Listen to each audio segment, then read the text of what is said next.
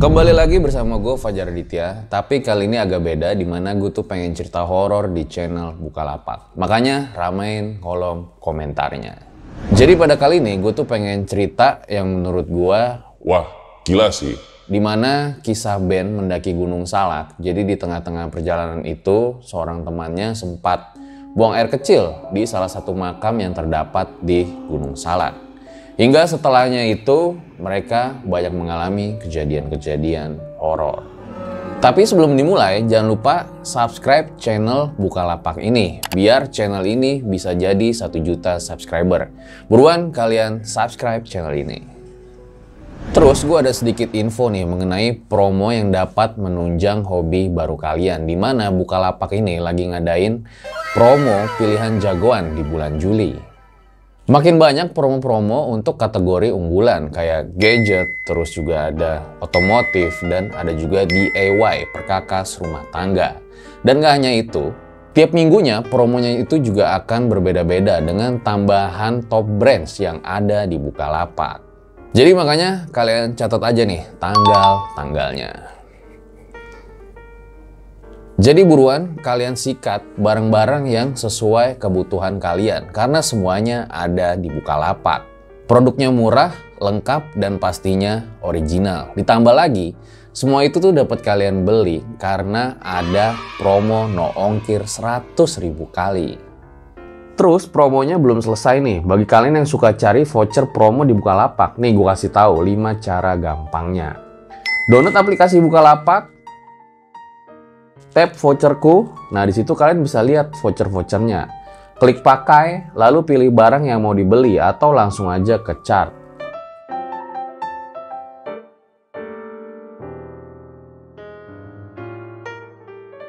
Lalu copy paste kode tersebut atau disalin atau pilih promo yang tersedia di checkout. Terakhir, kalian bisa lanjut belanja atau langsung pakai promonya dan tinggal checkout. Gampang bukan? Nah, gampang kan? Ayo buruan dipakai voucher-voucher yang tersedia di Bukalapak untuk membantu membeli keperluan kamu selama PPKM. Mulai dari makanan dan juga kebutuhan sehari-hari. Linknya semua nanti bakal ada di deskripsi. Jadi langsung aja nih kita mulai video kali ini. Berikut adalah ceritanya.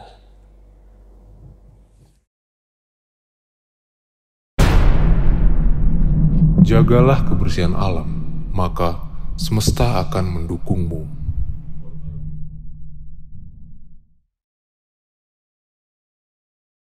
Cerita kali ini datang dari Ben ketika dia mendaki Gunung Salak di tahun 2012 bersama temannya. Saat itu mereka tuh berangkat di malam Jumat sekitar jam 10 malam. Karena emang lokasi rumah Ben ini sama gunung tersebut itu tidak terlalu jauh. Singkat cerita, berangkatlah tuh mereka semua. Saat itu teman Ben itu ada Rido, Andi, Cecep, dan juga Abi.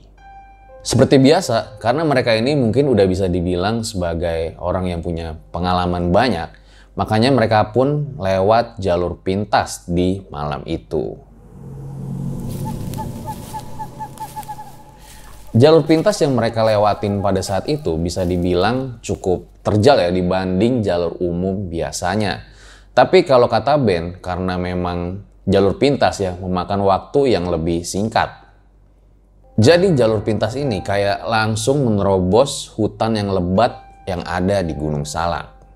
Jalanlah tuh mereka hingga akhirnya di tengah perjalanan si Andi ini tiba-tiba pengen buang air kecil. Ya udahlah mereka kayak berhenti. Dan si Andi pun nyari tempat tuh buat buang air kecil saat itu. Bro, tungguin ya. Bentar lagi kelar nih. Setelah menuntaskan hajatnya, balik lagi tuh Adi ke rombongan. Nah, jalan tuh mereka sambil ngobrol-ngobrol lah supaya pendakian di malam itu nggak sepi-sepi amat. Nah, saat mereka lagi asik-asiknya jalan sambil ngobrol-ngobrol, di situ tuh Ben kayak ngeliat ada bapak-bapak yang lagi turun dari jalur pendakian mereka. Nah, anehnya, bapak-bapak parubaya itu nggak bawa senter dan juga alat penerangan lainnya. Padahal kondisi malam itu benar-benar sangat gelap. Sendirian aja pak, nggak sama temennya. Mendengar pertanyaan Ben, bapak itu cuman diem doang, nggak jawab apa-apa tuh dan lanjut untuk turun meninggalkan mereka semua. Anehnya lagi kalau diperhatikan, jadi bajunya bapak-bapak itu warna hitam, celananya juga warna hitam, dan dia memakai udeng kayak semacam blangkon lah kalau di Jawa. Si Ben tuh sempat mikir, siapa nih sebenarnya bapak-bapak ini? Tapi ya udahlah, dia tuh nggak mau pusingin, mereka pun langsung jalan lagi ke puncak karena takutnya kemalaman. Waktu itu posisi mereka tuh kayak baru keluar dari sebuah hutan dan masih terdapat beberapa pohon yang menjulang tinggi ke atas. Nah, untuk mempercepat waktu, Ben sama yang lainnya tuh melangkah lebih cepat lah. Intinya agar ya bisa cepet-cepet sampai puncak. Tapi di tengah-tengah mereka mempercepat langkah, tiba-tiba aja si Andi ini berhenti dan tatapannya kosong seperti orang kesambet. Ben sama yang lainnya coba buat nyadarin Andi tuh. Dik, kenapa lu, Dik? Tapi nggak ada sautan apa-apa dari si Andi. Lah, kenapa nih bocah? Di situ semua pada bingung, tapi Ben nggak menyerah. Dia terus mengguncang-guncang si Andi karena takutnya kan kondisi jadi makin parah. Apalagi mereka ini masih jauh untuk sampai di puncak.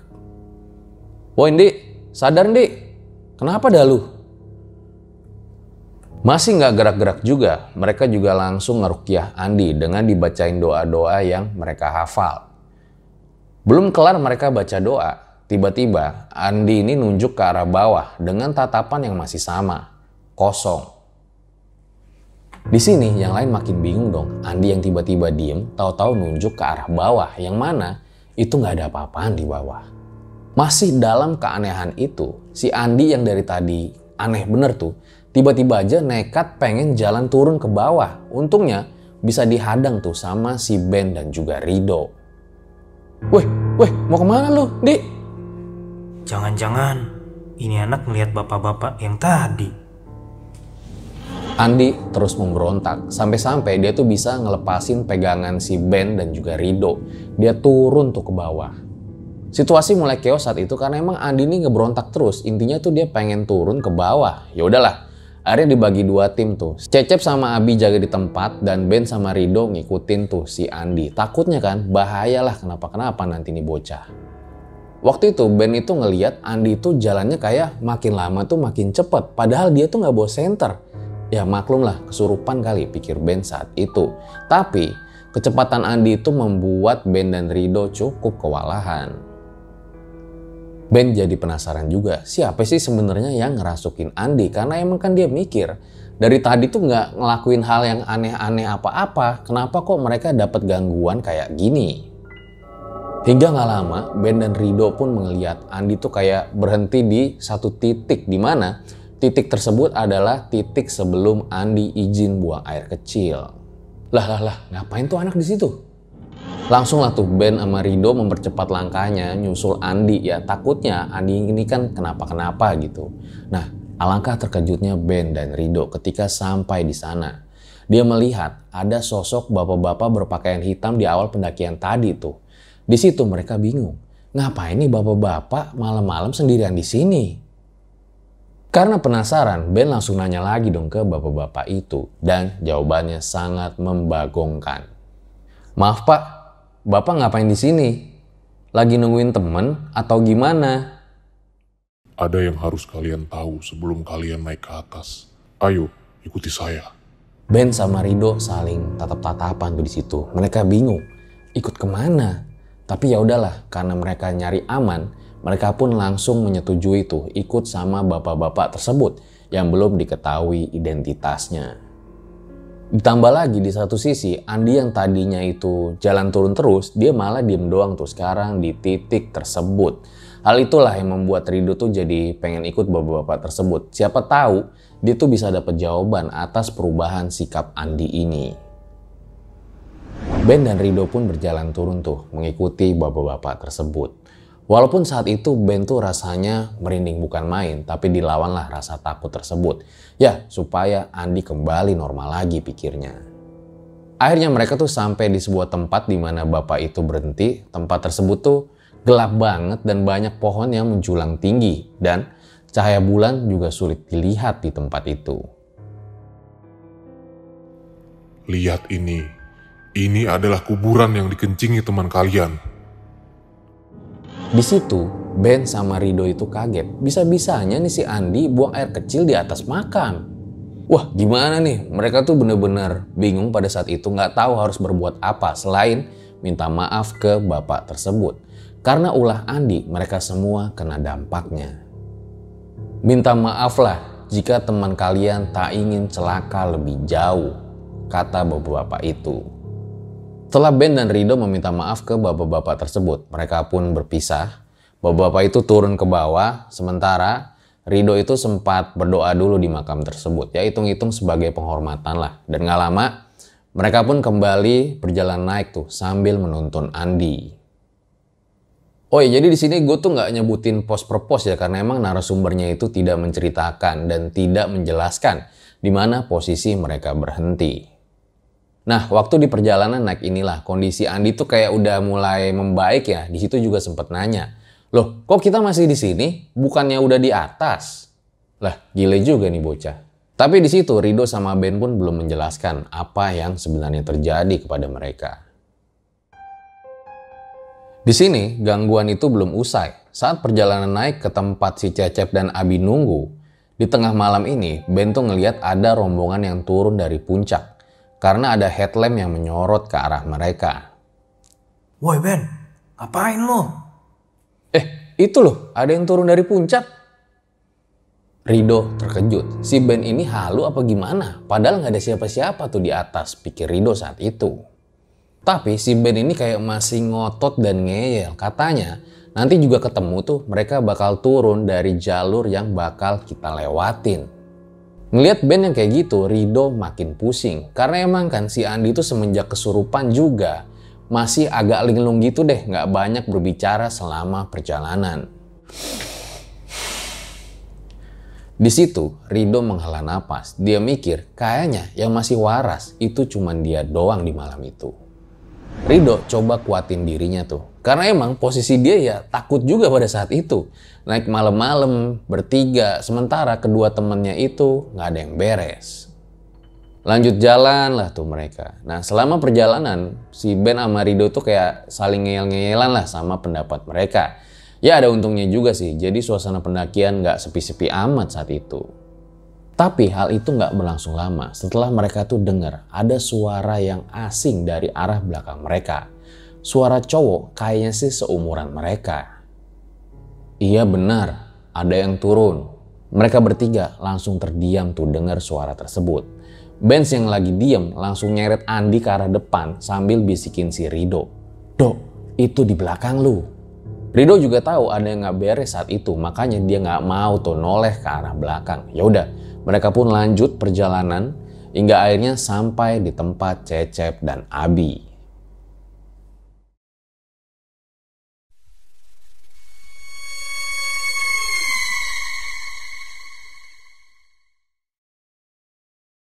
Kalian nggak lupa kan di mana Cecep dan Abi ini stay di tempat saat Andi lagi kesurupan. Nah, ternyata mereka yang lagi nunggu ini juga ngalamin kejadian yang membuat merinding.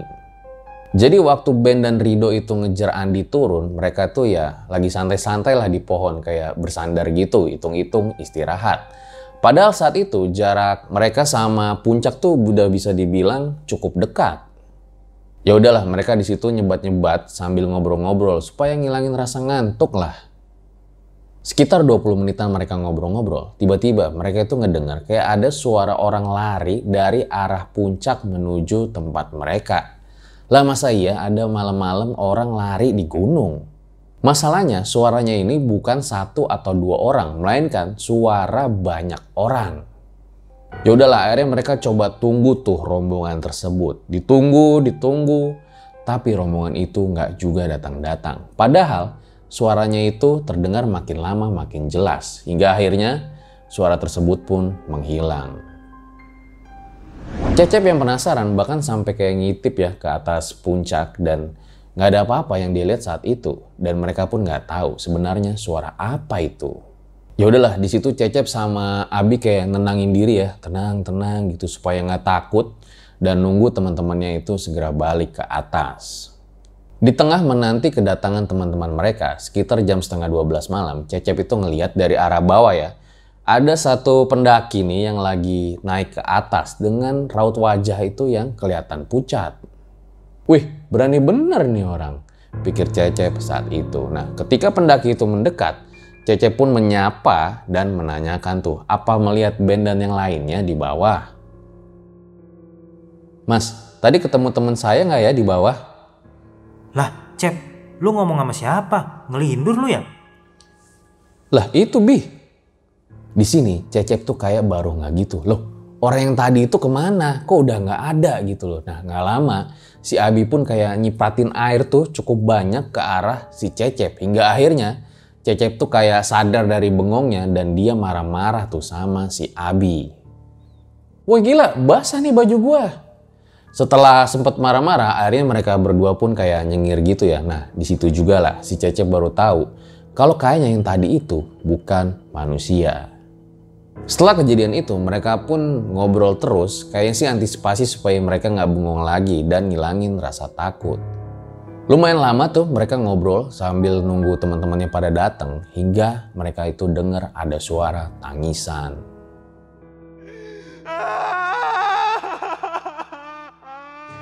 Kali ini Abi yang mendengar suara tangisan. Lagi-lagi dari atas tuh. Sementara Cecep tuh nggak dengar apa-apa. Bahkan ketika dia naik, dia juga tidak mendengar suara itu. Cecep di situ mikir, wah jangan-jangan si Abi mulai halu nih. Gantian tuh, akhirnya dia cipratin air cukup banyak ke arah Abi supaya dia nggak ngantuk.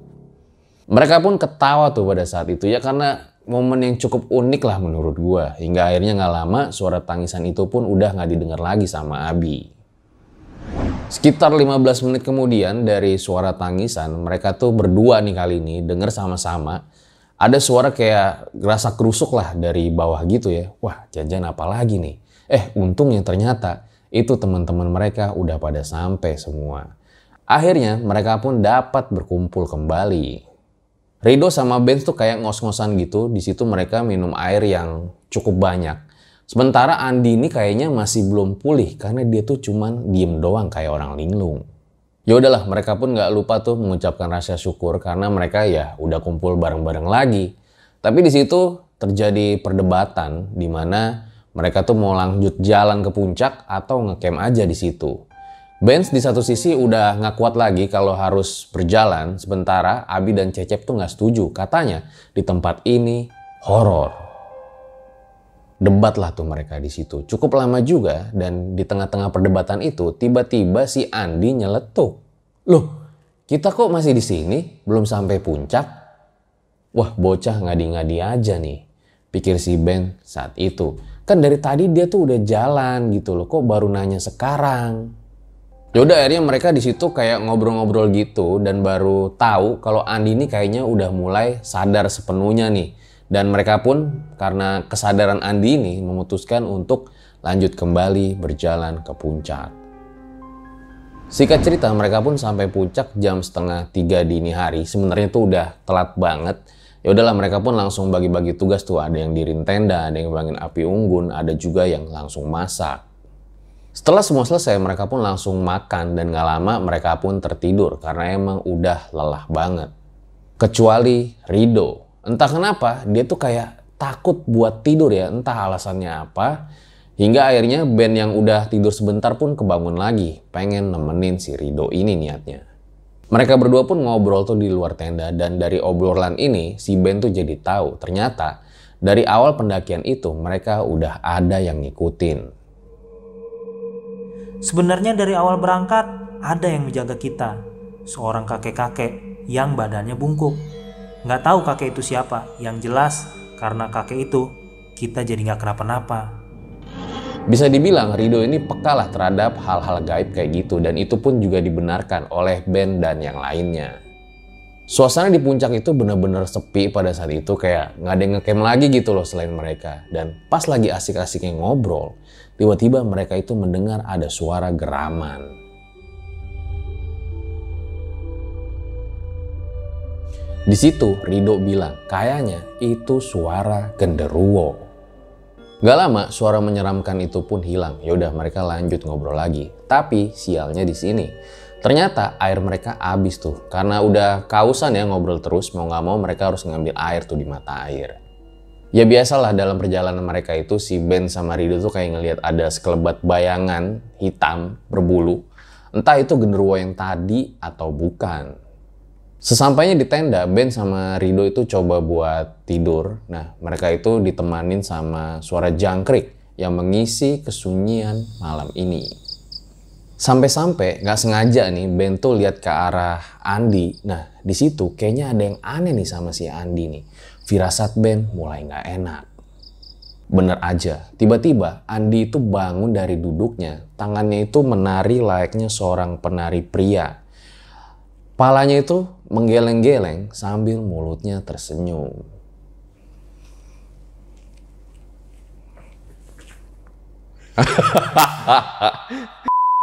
Tapi hal itu nggak berlangsung lama. Si Andi yang tadinya nari-nari itu langsung tidur lagi. Nah, si Rido nih coba nahan si Ben tuh supaya nggak bangunin yang lain karena kasihan. Mereka semua baru tidur sebentar. Tapi baru aja tidur bentar, si Andi tiba-tiba bangun lagi. Layaknya seorang patih kerajaan, Andi ini tertawa sangat keras. Mereka bingung tuh, apa sih yang sebenarnya terjadi sama Andi ini? Setelah itu, Rido sama Abi ya berusaha buat nyadarin Andi, tapi nggak bisa. Karena menurut Rido, sosok yang merasuki Andi ini sangat kuat. Sosok itu bilang ke mereka, Segeralah kalian minta maaf. suasana tuh sangat chaos malam itu, sampai-sampai mereka tuh nggak sadar. Ada bapak-bapak berpakaian hitam yang di awal pendakian tuh ada di belakang mereka. Loh, kapan munculnya bapak-bapak ini? Di situ Ben merinding hebat sambil dia mikir bahwa bapak ini sebenarnya orang atau bukan. Bapak-bapak itu mendekat lalu seperti memegang tubuh si Andi itu dan gak lama Andi pun kembali sadar. Yang kalau kata Ben, cara nyadarinya itu mudah banget. Padahal mereka sendiri sangat kesulitan. Dan gak lama bapak-bapak itu berpesan. Besok kalian semua minta maaf lah. Bersihkan makamnya dan jangan lupa untuk mendoakannya. Setelah mengatakan itu, bapak-bapak itu langsung pergi dan kembali berjalan ke hutan. Lalu menghilang di balik gelapnya malam itu. Ben dan yang lain tuh baru sadar ternyata makam yang dikencingin oleh Andi itu adalah salah satu makam yang cukup berpengaruh di tempat itu. Dan untuk menebus semua kesalahan mereka, mereka pun memutuskan pas turun itu nanti bakal datang lagi tuh ke makam tersebut. Singkat cerita pagi hari pun datang, ya kayak biasa pendaki pada umumnya lah, sarapan. Nah mereka juga langsung packing-packing karena emang kan rencananya juga cuman 1 malam. Setelah beres semua, mereka pun langsung turun tuh menuju makam terlebih dahulu ya. Nah, di sini dalam perjalanan turun, Ben tuh ngerasa kayak beda banget sama malam kemarin di mana mereka itu kayaknya jalannya lebih panjang dan lebih susah, nggak kayak di siang ini. Jalan tuh terus mereka hingga akhirnya sampai di makam kemarin. Lalu mereka pun membersihkan makam tersebut dan mendoakan makam itu.